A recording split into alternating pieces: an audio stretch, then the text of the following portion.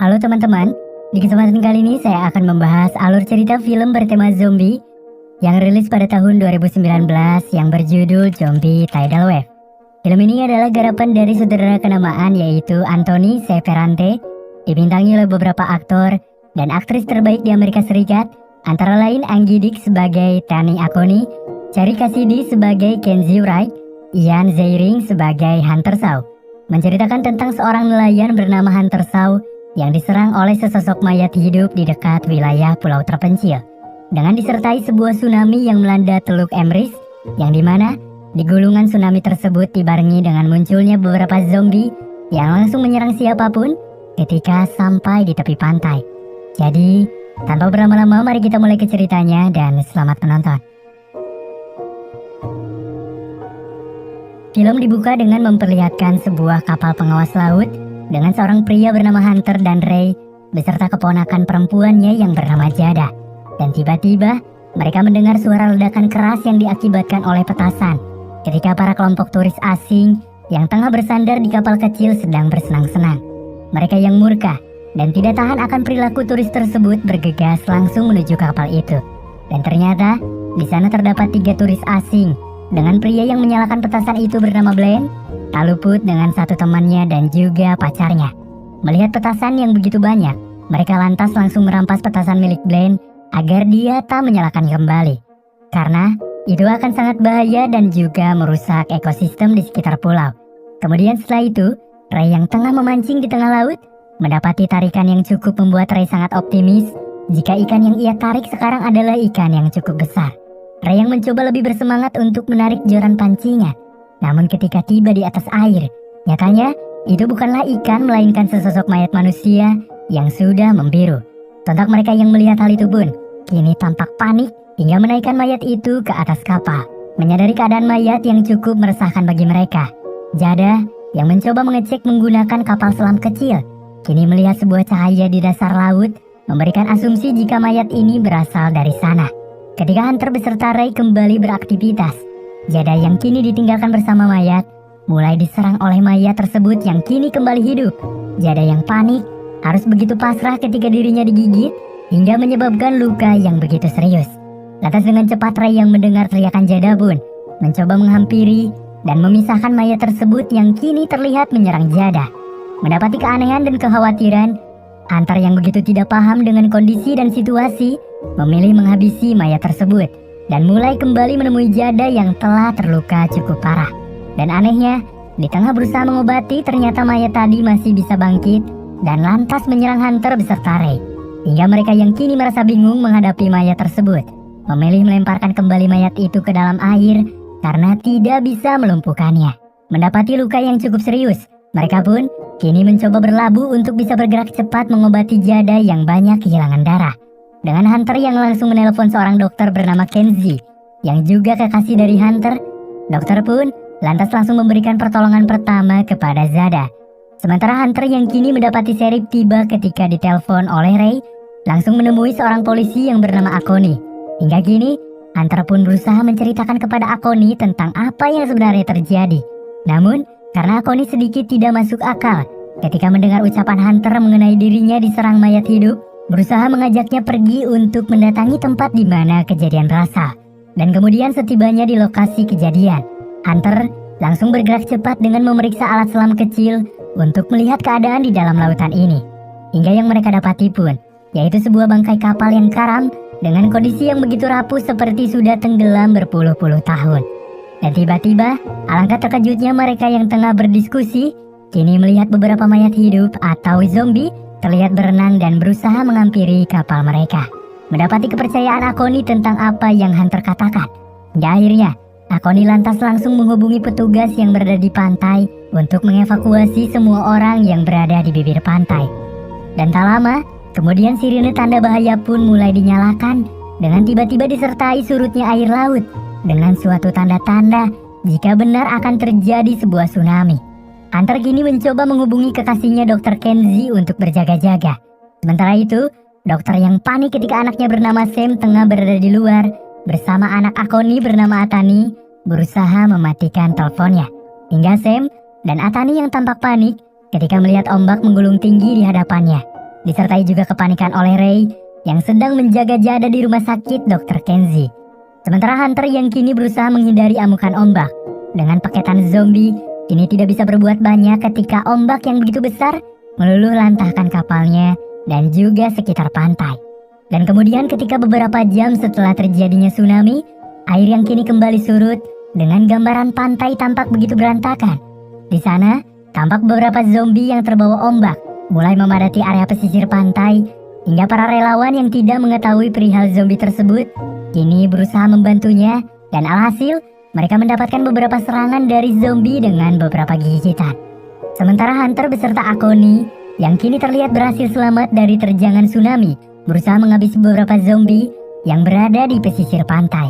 Dan di lokasi Ray yang sedang menunggu Jada di rumah sakit, Jada yang dirawat pun kini tiba-tiba tewas dan lantas langsung menunjukkan perubahan menjadi zombie. Dan kemudian mencoba menggigit Ray dengan begitu berambisi. Karena suara kepanikan yang Ray keluarkan, hingga datanglah seorang perawat yang lengah dan tidak tahu menahu tentang zombie, kini langsung diserang oleh zombie Jada. Sementara Ray yang memiliki celah sekarang memilih untuk pergi dari ruangan itu. Dr. Kenji yang mendapatkan rumah sakit begitu sunyi, kini melihat sosok zombie Jada yang tengah menyantap seorang suster. Kenji yang panik dan memutuskan untuk berlari langsung ditarik dan dibawa masuk oleh Ray yang bersembunyi dari zombie Jada. Sementara itu Hunter dan Akoni yang berusaha menyelamatkan diri pun kini lantas berlari dan langsung memasuki sebuah mobil yang terparkir untuk pergi ke sebuah kantor polisi. Dan nyatanya, di dalam mobil tersebut terdapat Blaine dan pacarnya, hingga mau tidak mau Hunter membawa mereka untuk pergi dari tempat itu. Dan setelah mereka tiba di kantor polisi, mereka yang masih mendapatkan kejaran para zombie berusaha bergerak cepat untuk masuk ke kantor polisi tersebut. Dan ketika Blaine beserta kekasihnya akan masuk, tiba-tiba Blaine langsung mendorong kekasihnya itu untuk bahan umpan agar Blaine tidak digigit oleh zombie-zombie yang mencoba mengejarnya. Dan kemudian, di tengah Ray beserta Kenji yang menghindari kejaran para zombie, beberapa kali mendapatkan dobrakan pintu yang begitu kuat dari zombie-zombie untuk berusaha masuk menyerang mereka. Hingga mereka yang tidak bisa menahan, berusaha berlari kembali melalui ruangan lain di belakang mereka. Di tengah Hunter yang kini menyalahkan Blaine karena telah membunuh kekasihnya, Blaine yang merasa tertekan pun berusaha merebut senjata milik polisi lain guna memaksa mereka menyerahkan seluruh senjata yang mereka punya kepada Blaine. Hingga kini terjadilah ketegangan antara mereka yang disertai tertembaknya polisi lain oleh keegoisan Blaine. Dan ketika Blaine akan mengambil senjata lain, ia terlebih dahulu dipukul oleh Hunter hingga menyebabkan dirinya kehilangan kesadaran. Sementara itu di tengah Sam, Atani, Doug dan juga Ren, mereka yang kini mendengar orang-orang mengalami kepanikan ketika melihat zombie, berusaha bergegas pergi untuk menyelamatkan diri dari serangan para zombie. Mereka yang kini pergi ke sebuah pasar, mendapati para zombie yang bersembunyi, dan sesaat langsung menyerang keberadaan Ren yang begitu tampak lengah. Hingga mereka yang tidak bisa berbuat banyak pun kini berpisah karena terhalang zombie dan tidak bisa melewatinya. Dan setelah berhasil melumpuhkan Blaine yang berusaha menyerang Akoni dan juga Hunter, Akoni pun berusaha menghubungi polisi lainnya untuk meminta bantuan di tengah signal yang begitu buruk. Dan di saat itu pun juga Hunter menemukan sebuah informasi penting jika bahwasanya kapal yang tenggelam itu milik sebuah industri perusahaan. Namun, masih belum bisa dikenali lebih jauh kenapa kapal tersebut bisa tenggelam di sana. Dan ketika tengah mengorek sejumlah informasi, tiba-tiba zombie yang berada di luar pun lantas kini berhasil memecahkan kaca pintu tersebut. Hingga kini, memperlihatkan Hunter beserta Akoni pun bergegas pergi dengan terlebih dahulu membekali mereka dengan peralatan polisi untuk melawan para zombie-zombie tersebut, dengan tanpa ajakan kepada Blaine yang sudah mengecewakan mereka. Lantas, mereka kini berusaha menembaki zombie-zombie yang menghalang untuk bisa segera mendatangi mobil mereka. Dan setelah selesai, mereka yang kini melakukan sebuah perjalanan mendapatkan panggilan dari anak Akoni bernama Tani yang berhasil melarikan diri dari kejaran zombie, kemudian mendatangi sebuah kompleks di atas lereng bukit, tepatnya di rumah seorang pria yang bernama Driscoll yang juga Akoni kenal. Dan kemudian Atani pun kini terlebih dahulu memberitahukan keberadaan Sam, yaitu anak Dr. Kenzie kekasih Hunter yang kini terjebak di area pasar. Hingga Hunter dan Akoni yang mendengarnya pun mencoba menjemput Sam yang tampak begitu mengkhawatirkan. Dan kemudian di tengah Sam dan Doug yang kini berlari dikejar zombie, mereka yang berusaha memasuki sebuah mobil terparkir kini mendapati kepanikan Setelah sang pemilik mobil ini disantap habis oleh zombie itu, mereka yang melihat dan mulai terjebak kini diberikan semacam ide oleh Doug yang mencoba menaiki mobil untuk bisa mengacaukan perhatian zombie guna membuat Sam bisa melarikan diri. Dan kemudian, di saat berhasil berlari, datanglah Hunter yang kini membantu Sam dalam menyelamatkan diri. Hingga mereka yang mencoba menyelamatkan Doug mendapati Doug yang lengah kini dihabisi oleh zombie-zombie itu. Setelah menyelamatkan Sam, mereka yang kini bertujuan untuk pergi ke rumah sakit untuk menjemput Dr. Kenji terlebih dahulu sebelum akhirnya menjemput Tani karena merasa posisi Tani lebih aman dibandingkan Kenji. Hingga mereka yang tiba di lokasi rumah sakit, mereka bertiga pun lantas langsung memasuki rumah sakit itu untuk mencari Dr. Kenji. Sementara itu, Sam yang mengetahui sisi beluk rumah sakit ini berusaha pergi menuju arah resepsionis untuk membawa sebuah telepon dan langsung memasuki sebuah ruangan. Dengan suatu telepon informasi, Sam berusaha mengarahkan ibunya untuk mendatangi Sam di lantai 2. Dengan kepanikan yang lebih, terlihat Hunter dan Akoni yang berusaha mengajar zombie-zombie yang berada di sana memiliki ide cerdas ketika zombie tidaklah kunjung mati dengan apa yang mereka lakukan. Hingga Hunter pun kini mulai menyetrum kumpulan zombie itu dengan sebuah listrik yang berada di sana. Hingga akhirnya mereka berhasil melawan para zombie sekaligus mengetahui cara melumpuhkan zombie tersebut, yaitu dengan menyetrumnya.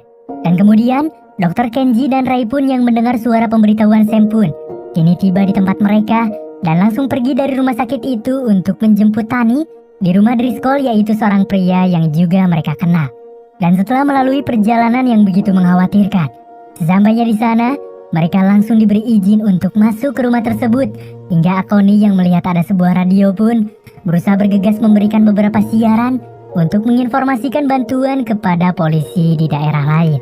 Di tengah Akoni yang beberapa kali membuat siaran, ia kini mendengar suara mencurigakan yang berada di lantai bawah. Hingga Akoni yang berusaha mencari tahu kini mencoba memasuki sebuah ruangan dan terlihat jika ia langsung diserang oleh satu zombie. Akoni yang panik dan berusaha untuk melawan terlebih dahulu terkena gigitan di area lengan oleh zombie tersebut. Pasukan lain yang kini mendengar suara bising dari bawah berusaha untuk mengeceknya dengan disertai datangnya zombie tersebut ke arah mereka. Mereka yang kini merasa cemas dan takut berusaha melawan dan zombie itu berhasil dilumpuhkan oleh Driscoll dengan alat bertenaga listrik. Mendapati Akoni terluka, Tani sebagai anak tidak bisa terlepas dari kesedihan setelah melihat orang-orang yang ia sayangi tergigit dan akan secepatnya berubah menjadi makhluk serupa. Namun ketika dilanda kepanikan, Driscoll di sini menjelaskan jika ia ingin mencari tahu tentang kehidupan mereka, yang mana di tubuh zombie tersebut terdapat semacam cairan yang teruji konsisten dengan fosfor. Dengan antara lain, ia menyimpulkan jika zombie tersebut bisa dilumpuhkan hanya dengan sengatan listrik. Hingga mereka yang mendengar hal itu pun mulai mengambil sebuah diskusi jika satu-satunya cara agar mereka bisa selamat yaitu dengan menghabisi semua para zombie yang berada di sana. Dengan sedikit pertimbangan, jika hal itu juga demi keselamatan orang-orang, mereka yang kini mulai menyetujui arahan itu mulai bersiap untuk menghabisi para zombie yang berada di sana dengan sebuah clue untuk menggiring para zombie ke dalam genangan air. Setelah itu, memberikan tegangan listrik ke dalam air tersebut. Hingga mereka yang menyadari faktor utama terciptanya zombie karena cairan yang berada di kapal di dalam lautan. Mereka pun berusaha untuk meledakkan kapal itu, dan beruntunglah mereka diberikan beberapa peralatan memadai karena Driscoll memiliki beberapa alat peledak. Hingga Hunter yang kini keluar dari rumah guna menghabisi para zombie yang berada di luar pagar mencoba dibantu oleh Dr. Kenji untuk menghabisi para zombie itu dengan dinyalakannya mesin penghancur milik Driscoll di sebuah taman. Mereka pun kini berusaha memancing para zombie untuk menghampiri dan serta-merta memasukkan mereka ke dalam mesin tersebut. Setelah selesai dan merasa sekarang tempat mereka aman, mereka yang sudah menyiapkan segala persiapan mulai melakukan sebuah misi perlawanan. Di tengah perjalanan yang begitu melelahkan, Akoni yang mulai mengalami lemas akan faktor virus yang sudah merabak di tubuhnya mulai diberikan sejumlah waktu oleh mereka untuk beristirahat. Merasa dirinya sudah tidak lagi mengalami kuat dalam berjalan, Akoni mulai memberikan beberapa pengakuan mencengangkan jika virus ini sebenarnya terjadi ketika 30 tahun yang lalu ketika seorang dokter spesialis kecantikan mendatangi dirinya dengan pengakuan bisa membuat obat anti penuaan yang harus diuji langsung kepada manusia. Hal itu, obat tersebut tanpa pengawasan FDA Amerika Serikat. Dalam antara lain, obat itu ilegal. Dengan disuapnya Akoni, ia pun harus terpaksa tutup mulut akan apa yang mereka lakukan. Namun, obat tersebut nyatanya adalah sebuah virus yang menyebabkan efek samping berbahaya dan juga menghadirkan masalah besar. Dan sehingga pihak mereka yang mengetahui hal itu pun dengan sengaja menenggelamkan kapal itu bersama para pekerjanya untuk menghilangkan bukti-bukti. Di sela-sela perbincangan mereka, tiba-tiba para zombie pun kini mulai berdatangan dan mencoba mendekati mereka. Setelah itu, Hunter kini menyuruh mereka pergi terlebih dahulu, sementara Hunter dan Driscoll mencoba menghabisi zombie-zombie itu. Dan setelah selesai menghabisi zombie-zombie itu, mereka yang kembali berkumpul mendapatkan tolakan pergi oleh Akoni dan memilih untuk meledakkan diri agar tidak menjadi seperti mereka. Mereka yang kini pergi mendatangi sebuah pantai, mulai membagi tugas untuk mempercepat misi yang akan mereka lakukan, yaitu dengan Hunter beserta Sam dan juga Kenzie pergi untuk menyetrum para zombie di daratan. Sementara itu Ray, Tani, dan Driscoll akan meledakkan kapal di bawah laut tempat zombie-zombie itu berada. Mereka yang langsung berpisah. Hunter pun bergegas mengecek sumber listrik guna memastikan semua masih berfungsi.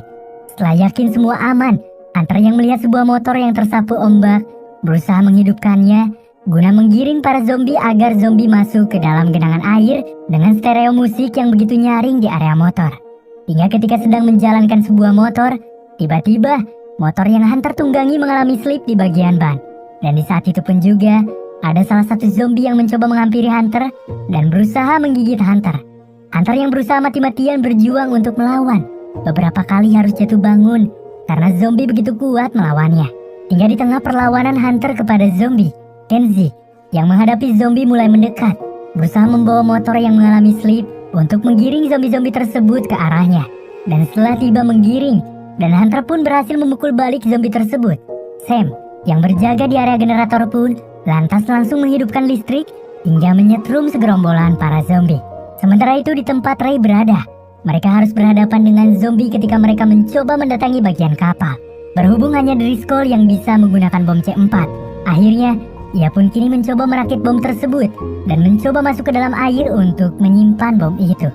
Namun karena Driscoll lengah, dirinya terlebih dahulu diserang zombie yang membuatnya kini tampak tewas. Hal itu pun membuat Ray dan Tani berusaha berputar otak dengan memberikan selotip plastik agar bom tidak basah dan bisa meledak. Dan Ray yang kini mengarahkan Tani untuk berenang ke tepi selagi ia berusaha melancarkan misi ini dengan zombie yang mulai bergerak masuk dan peledak mulai diturunkan. Ray dengan teguh dan berani mulai memencet tombol peledak hingga ledakan yang begitu besar pun kini terjadi, mulai mendatangkan kembali tsunami yang mengarah kepada Hunter. Dengan pantai yang berantakan dan Hunter kembali terselamatkan, ia kini mulai mendatangi Kenzie dan Sam yang tengah menunggu begitu haru karena mereka berhasil selamat. Dan di tengah bersuka cita karena selamatnya mereka, dan tiba-tiba datanglah Tani yang ternyata berhasil selamat dari ledakan mahadahsyat yang diledakkan oleh Ray tadi. Kemudian mereka pun yang sudah melalui perjalanan panjang kini mulai merencanakan kehidupan kembali dengan sebuah rencana yang menyentuh hati.